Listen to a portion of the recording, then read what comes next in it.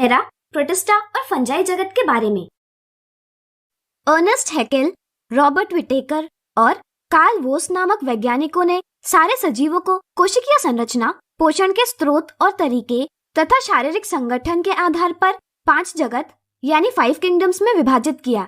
ये 5 जगत है मोनेरा, प्रोटिस्टा, फंजाई, प्लांटी और एनिमलिया।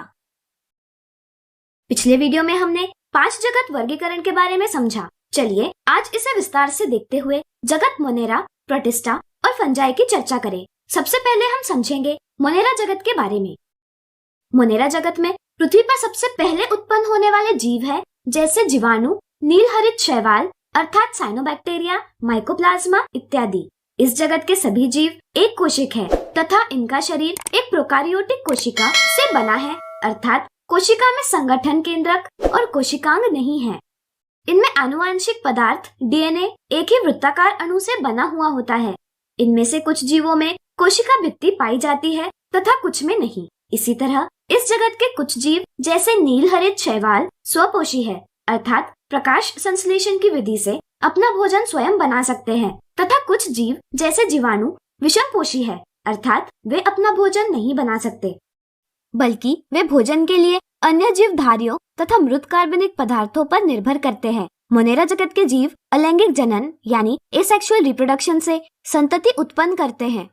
मुख्यतः वे द्विविखंडन यानी बाइनरी फिशन और मुकुलन यानी बडिंग की विधियों से अलैंगिक जनन करते हैं। बैक्टीरिया लगभग सभी स्थानों पर पाए जाते हैं।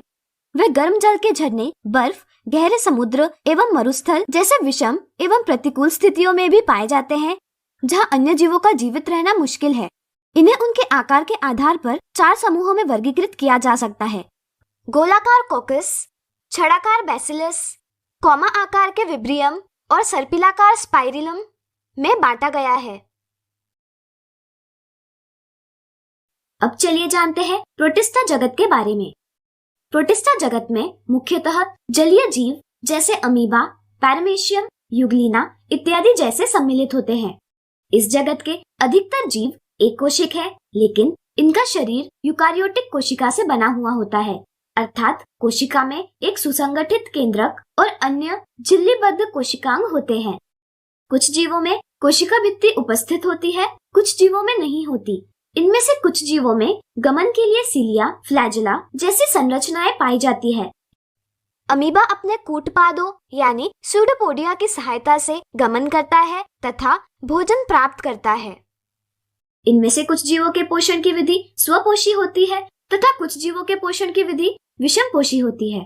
इनमें से कुछ जीव जैसे ट्रिपोनोसोमा प्रोटोजोआ परपोषी होते हैं। वे स्लीपिंग सिकनेस इस बीमारी का कारण होते हैं। इनमें से कुछ जीव अलैंगिक पद्धति से तथा कुछ जीव लैंगिक पद्धति से जनन करते हैं। लैंगिक जनन में कोशिका संलयन एवं युग्मनज बनाने की विधि अपनाई जाती है।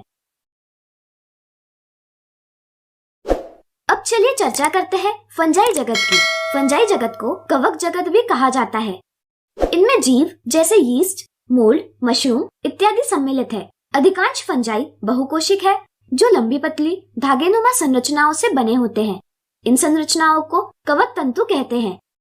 लेकिन यीस्ट एक कोशिक है। वे यूकेरियोटिक कोशिकाओं से बने हुए होते हैं जिसमें एक सुसंगठित केंद्रक और अन्य झिल्लीबद्ध कोशिकांग होते हैं। इनकी कोशिकाओं में कोशिका भित्ति उपस्थित होती है जो काइटिन नामक जटिल शर्करा की बनी होती है। पोषण के लिए इनमें से कुछ जीव मृत तथा सड़े गले कार्बनिक पदार्थों पर निर्भर करते हैं। इन्हें मृतजीवी कहा जाता है। कुछ जीव अपना पोषण आतिथेय जीव यानी होस्ट जैसे जंतु या कोई पादप के शरीर से जीवित जीव द्रव्य यानी लिविंग प्रोटोप्लाज्म के रूप में प्राप्त करते हैं। इन्हें परजीवी कहते हैं। कुछ फंजाई शैवाल जैसे नीलहरित शैवाल तथा उच्च वर्गीय पौधों के साथ स्थायी अंतसंबंध बनाकर भी रह सकते हैं जो कि एक दूसरे को पोषण में सहायता करते हैं। ऐसी फंजाई सजीवी या लाइकेन कहलाती है तथा ऐसे संबंध सजीविता कहलाता है। फंजाई में जनन अलैंगिक तथा लैंगिक पद्धति से हो सकता है। अलैंगिक जनन खंडन यानी फ्रैगमेंटेशन, विखंडन यानी फिशन तथा मुकुलन यानी बडिंग इत्यादि प्रकार से होता है। अलैंगिक जनन बीजाणु जिसे कोनेडिया, धानी बीजाणु या चल बीजाणु कहते हैं के द्वारा होता है। लैंगिक जनन निषिक्तांड अर्थात उस्पोरा एसंकस बीजाणु तथा बेसिडियम बीजाणु द्वारा होता है। ये सभी बीजाणु जिन संरचनाओं में उत्पन्न होते हैं उन्हें फलनकाय यानी फ्रूटिंग बॉडीज कहते हैं। लैंगिक जनन 3 चरणों के अंतर्गत होता है। पहले 2 चल अथवा अचल युग्मकों के प्रोटोप्लाज्म का संलयन होता है जिसे प्लाज्मोगैमी कहते हैं। फिर 2 केंद्रकों का संलयन होता है जिसे केंद्र संलयन यानी कार्योगैमी कहते हैं। युग्मनज में मियोसिस की विधि से अगुणित बीजाणु बनते हैं जिनसे नए जीव का निर्माण होता है। अब आपके लिए एक दिलचस्प सवाल, जरा सोचिए, हम अपने भोजन को फ्रिज में क्यों रखते हैं? बिल्कुल सही, फ्रिज में रखने से हम अपने भोजन को बैक्टीरिया और फंजाई द्वारा खराब होने से बचाते हैं।